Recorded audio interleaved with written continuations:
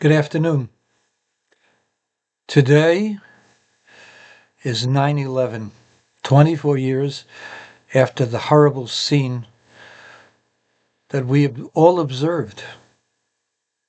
The destruction of the Twin Towers, the attack on the Pentagon, and the flight that was supposed to be going into the White House that ended up in a farmland in Pennsylvania. 2,977 souls died as a result of those attacks. This is the most horrific attack on the United States and the United States soil ever. And it parallels the date of 10/7, October the 7th, which just happened less than 2 years ago. On that day, more Jews died on a single day than any other time from the time of the Holocaust. They died horrible deaths. People were decapitated, babies were burned, women raped and eviscerated and killed, pregnant women. The horrible, unspeakable sexual depravity and murder of these people. And the world doesn't want to talk about it. They'd rather talk about the IDF doing genocide. But today is the day of remembering what caused all of that. The United States attacked Afghanistan and later on attacked Iraq as a result of Islamist attacks on us. Nobody accused the United States of genocide when the United States overran, not just the Taliban, overran the country, overran two countries. There were a lot of civilian deaths. Civilian deaths are a consequence of a war. The difference between the intensity or the awareness of the civilian deaths is because, to be frank and honest, is because Jews are winning. You can't let the Jews win. And so when the Jews are winning, they're accused of genocide. Genocide in a defensive war. But you're attacking yeah, of course we're going to attack them. Why shouldn't we get rid of our enemies? Our enemies have vowed to attack us again and again and again. You can't leave them uncharged. So you have to get rid of them. But you're killing so many. The civilians were placed there by the Hamas. In order to get to the Hamas, you have to attack them. We're the only country that warns the people to get out from the place where we're going to attack. And it's still not good enough for the world. The reason it's not good enough for the world has nothing to do with the number of deaths, because a lot more people died in Iraq and Afghanistan. A lot more people died in Syria by the Syrian regime. A lot more people are dying in the Sudan, the southern Sudan. 70,000 Christians were murdered last year by Islamists, and doesn't make a difference to anybody. When there are 5 deaths in Gaza, that makes a big difference. And the whole world condemns Israel for it. Oh, so more than 5 deaths. You have to understand, war is brutal. In order to be able to defeat your enemy, you have to defeat them. You have to occupy the land, and there has to be. War creates casualties. That's the reality of war. There were millions of casualties in Germany in World War II. Nobody calls the Brits or the Americans engaged in genocide, even though they were attacking Germans, because they were engaged in a war to have the Germans declared defeat. And until they did, there was a war, and the Brits and the Americans and the French and the Russians occupied Germany. And there were a lot of civilian casualties, many more than in Gaza. There wasn't a single truck of food during those attacks that given to the German people. How come? There wasn't a single truck of petrol that went to warm German houses in the unoccupied areas. There were millions of Germans that were displaced from Prussia, from Eastern Germany, which became Western Poland, right after World War II. Nobody called the Poles for genocide. The Poles were forced to cede Eastern Poland to Russia. Russia just took the land and in compensation gave them occupied Germany. Western Poland is really Prussia, a place where Germans lived for hundreds of years. To this day, nobody says anything about that.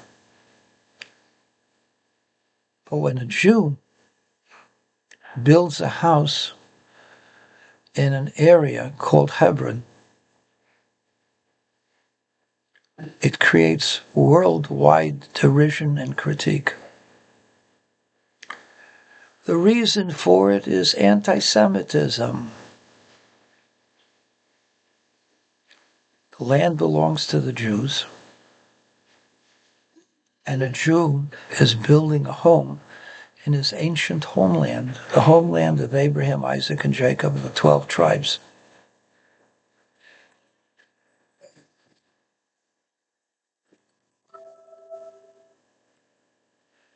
But a Jew is not allowed to win and is not allowed to build a house in his own homeland. Why? Because the Europeans don't want us to, because certain elements in the United States don't want us to. So I wish to just say the following.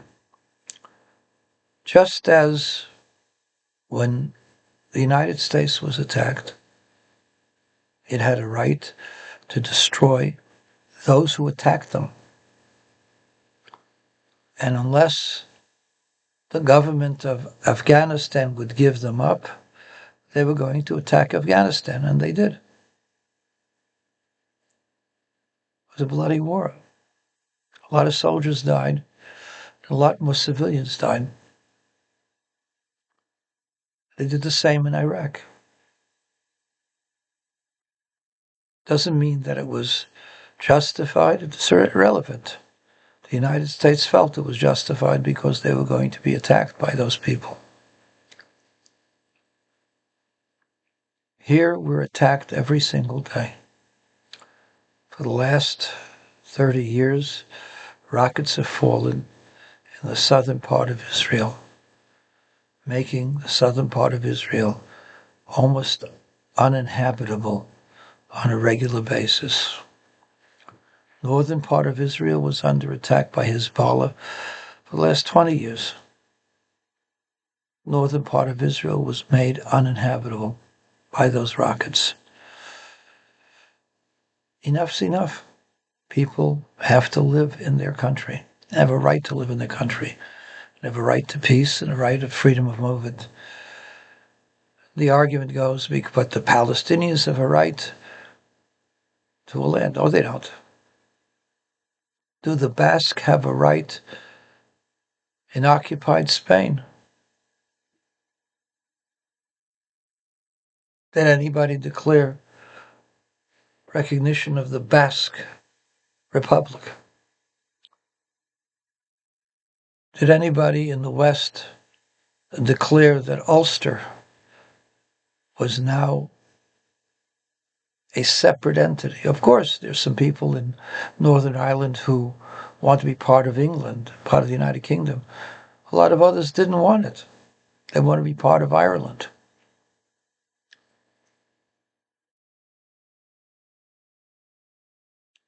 Is there anybody out there declaring Ulster to be separate from the UK?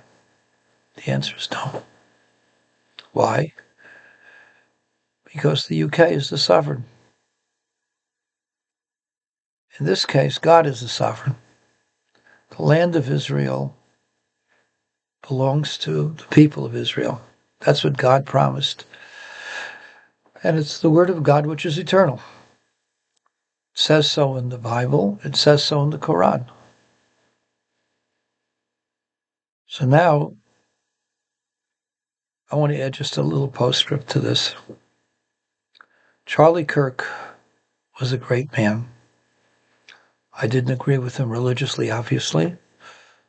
I would have gotten along very well with Charlie. I understood him well, and he would have understood me very well.